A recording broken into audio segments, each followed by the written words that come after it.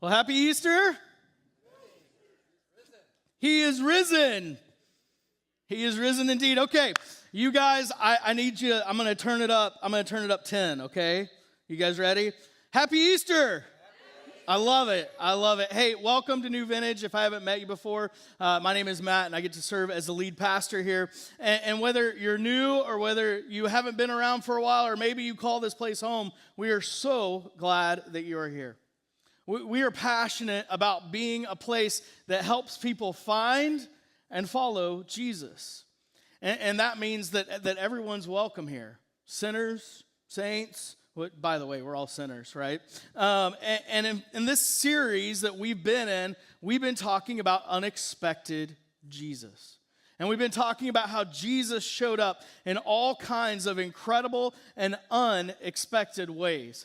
And that's actually really good news for us. For us that mess up, who've fallen short, who don't quite make the grade sometimes. There's a ton that was unexpected around Easter.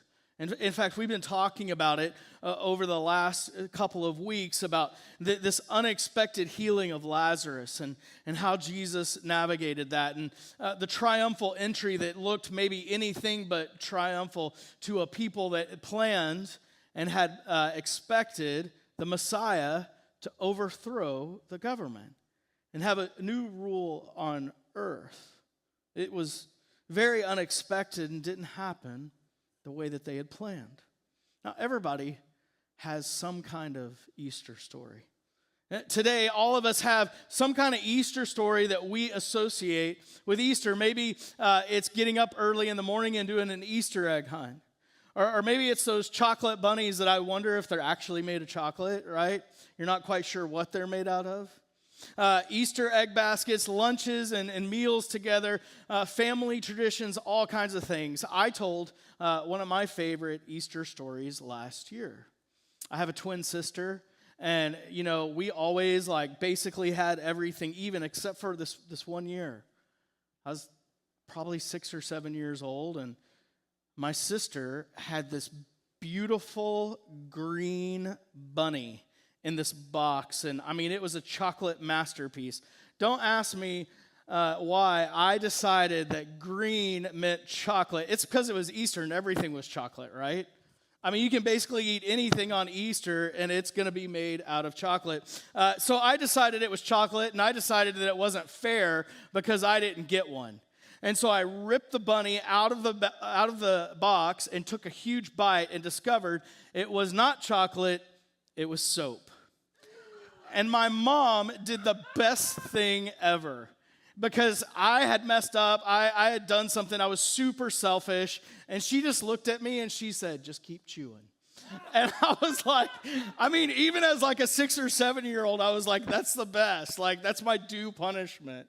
That's my Easter story.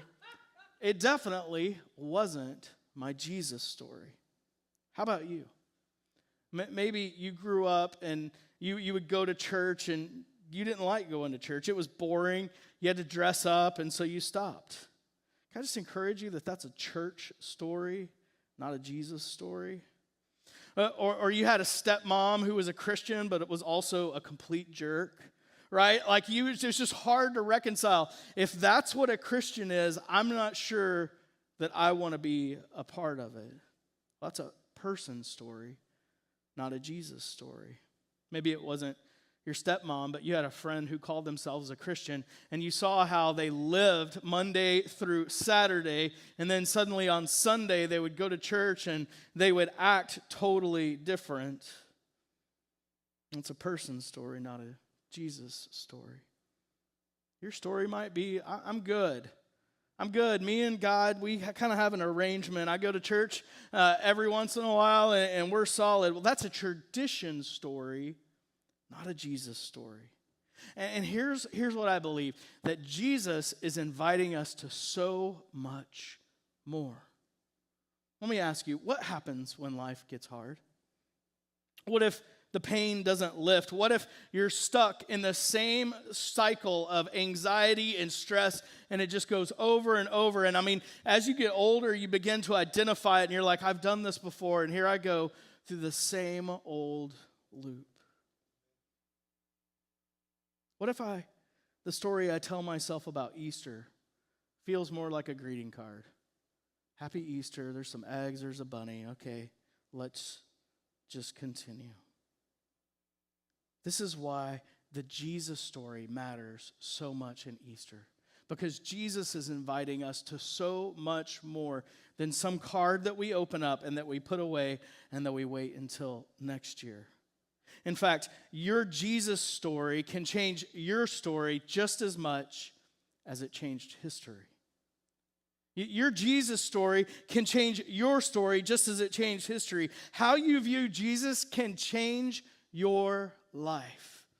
And I say how you view Jesus because Jesus doesn't change, but the point that you let Jesus in, the degree to which you say, Jesus, I'm going to give you my all, can change and will change your story.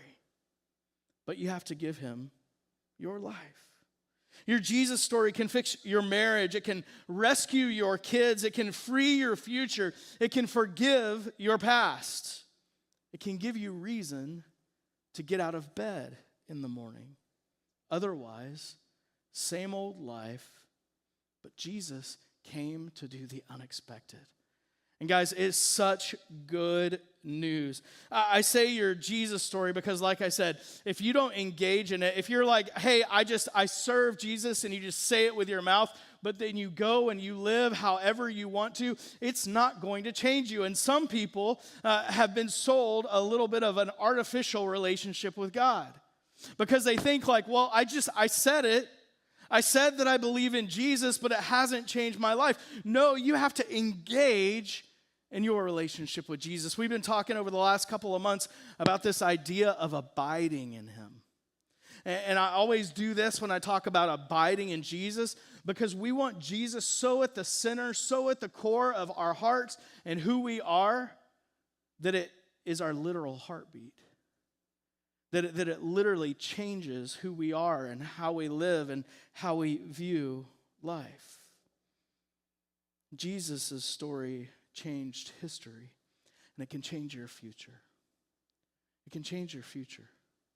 That's part of what Easter is all about, that Jesus is inviting us into his story, and he wants to change our future. I don't know, maybe, like I said earlier, it just feels like a holiday on your calendar. Maybe you used to believe, but now church feels like a lot of pressure, a lot of pomp, a lot of circumstances. And guys, that's one of the things that I wrestled with when I was younger. I saw a lot of people going to church on Sundays, and then I saw them going out to eat afterwards, and it wasn't congruent. Their lives didn't live up to who they were at church as the same person that they were when they were going out to eat, and I just really wrestled with it.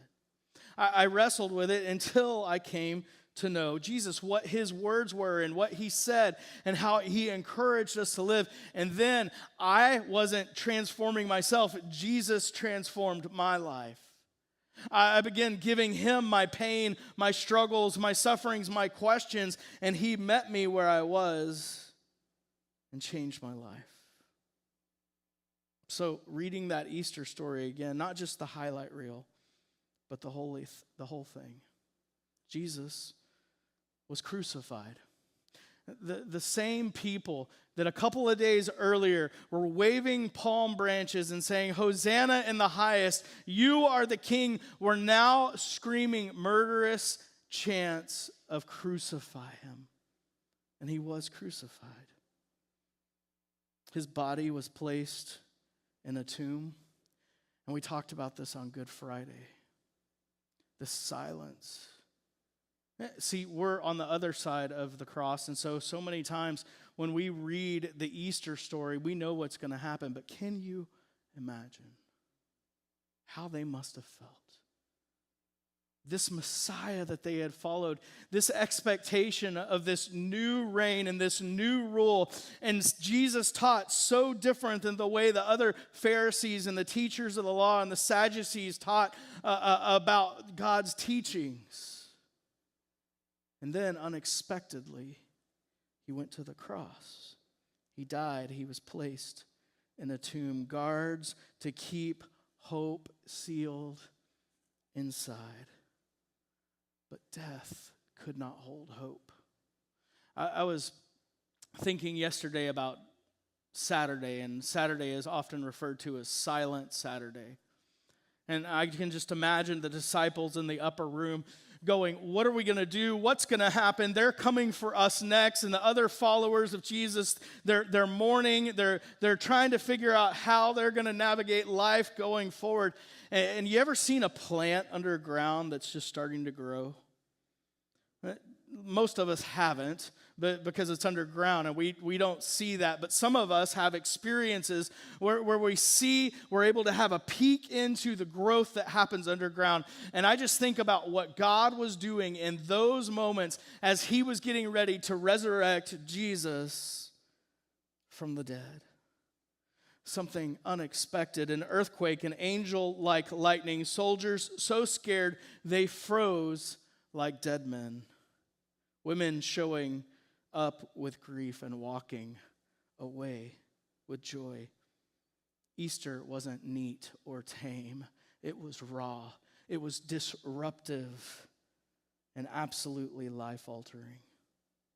The women who came to the tomb the morning weren't expecting a miracle. Mary and the other Mary went to the tomb and they took spices with them and they were getting ready to continue the preparation of Jesus' body. They were expecting to grieve. Instead, they found an angel who said, "Do not be afraid. For I know that you are looking for Jesus who was crucified. He is not here. He has risen just as he said." I just wish for a moment we could just close our eyes and imagine that moment. I just imagine them walking to the tomb and full of sadness, full of questions, full of fear, full of all of these things. And they show up to the tomb and the stone is rolled away and immediately they had to be filled with like concern and like what happened and who stole Jesus' body or what have they done to him? And then they begin to walk into the tomb and an angel says to them, "Do not be afraid. I know you are looking for Jesus."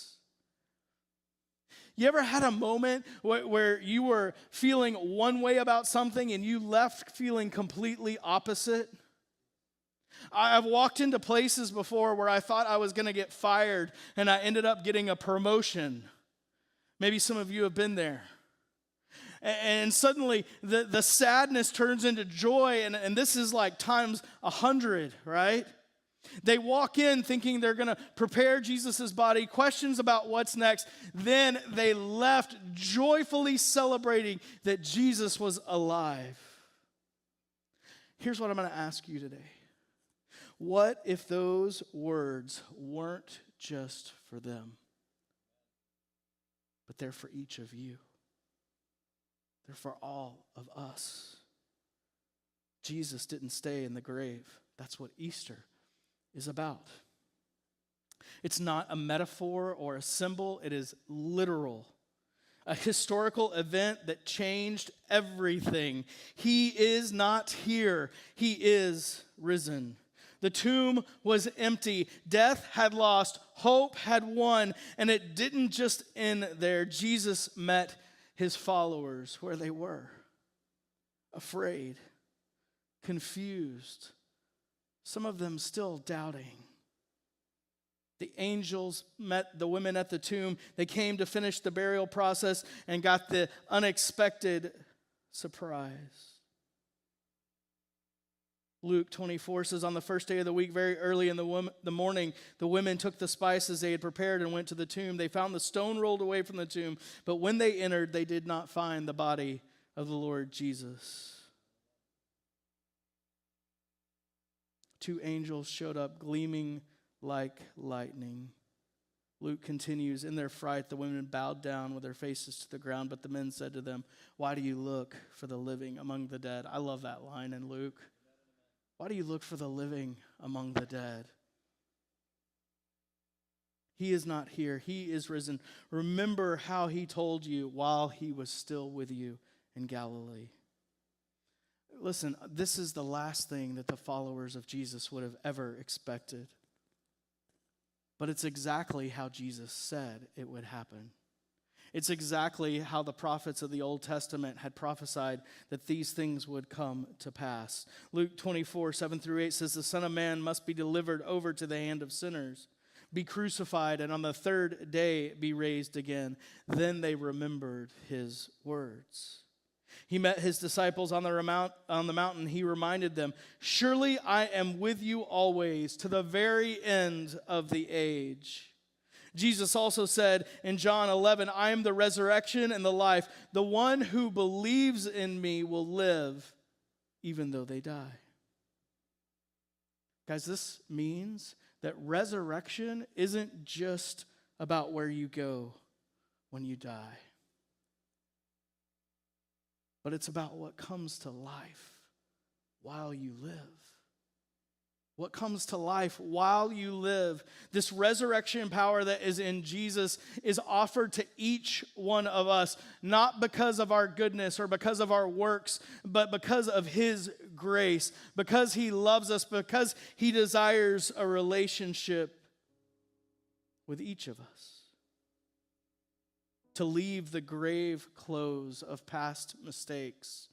We studied this when we were looking at Lazarus a couple weeks ago. And Jesus calls Lazarus and he says, get rid of your grave clothes and walk in life. Guys, that is what Jesus is inviting us to. To bury the expectations of who we think we should be and instead give our lives over to Jesus and let him create and form us into his image.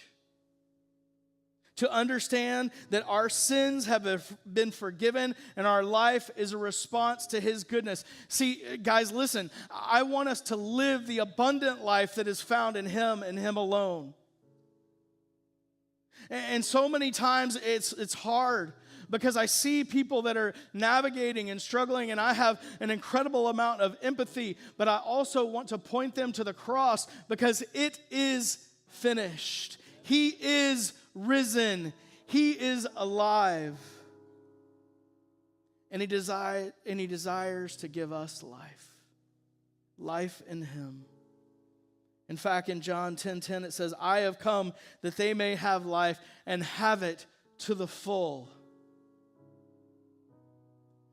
My encouragement today is don't walk around through life with one foot in the grave and one foot stepping into the life that Jesus offers. Let go of your grave clothes. Fully give your life to him. Listen, I'm going to tell you, I know because I remember being there. I was like, I want to give every area of my life, but I'm not sure if I want to give this part. Or I'm not sure if I want to give this section, this chapter, maybe this book. Like, I'm just going to put this book up on the shelf and all the rest of it I'm going to give to him. Here's what I'm going to tell you. Life is found when we bury ourselves with Christ. And that if we ourselves are resurrected anew to life in him, he has come that we might have life and life to the full. And the crazy, beautiful truth is that empty tomb still echoes today. I love all of these theologians and these guys who are apologists who are just discovering more and more historical evidence for the life, the death, and the resurrection of Jesus. I love these conversations that are happening across college campuses and all kinds of intellectual circles that are refuting this idea that it was all a myth or that it was all made up. But here's what I'm going to tell you. You can believe that it happened historically as much as you want, but if you don't let it live in your life, it won't change you. But Jesus says, behold, I stand at the door and knock. Let me in to give you life. So what if Jesus' story could be your story, could be our story?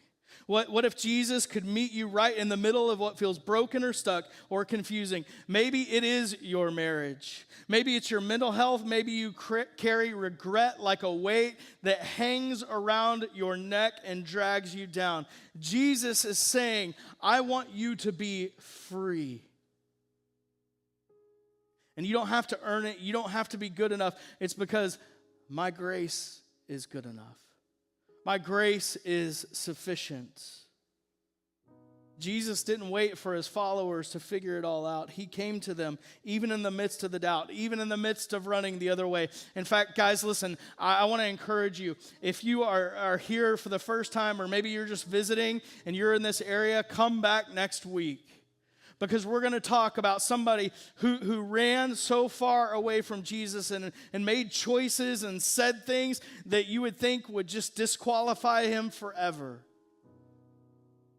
And Jesus continues to show up in unexpected ways in his life. And he wants to show up in unexpected ways in your life as well. See, you don't have to have all the answers. And as much as society or different groups of people might want to try to put this in this box, Jesus isn't a box that we can put him in. It's not about being cleaned up enough. It's not about I'm going to get my life right and then I'm going to turn my life over to Jesus. No, Jesus says, come to me in the filth, in the mess, in your mistakes, in your active disobedience. That's exactly where I want to meet you. Because here at NVC, we believe that Jesus is still writing resurrection stories. That Jesus still is changing lives, and he wants to change your life. We see them all the time. Marriages healed, addictions broken, lives given new direction and purpose. Not because people suddenly got their acts together. Because Jesus met them where they were. And we gave our lives to him, and he wants to do the same for you. That's why we'd love to walk this out with you. If you're ready to put your faith in Jesus, man, we're going to have a prayer team that's going to be up in just a little bit, right up at the front, and they would love to pray with you. Guys, we are having a baptism service next week. We already have 5 people that are signed up to be baptized. Don't continue to walk in death. Walk in the life that Jesus offers. If you want to be baptized, man, we'd love to baptize you next week. We're going to be right up on the roof right after service. And don't worry, it's not some kind of sketchy roof where you're climbing up some stair ladder. We're going to have our baptismal set up there. There's going to be a ton of people celebrating. Celebrating what?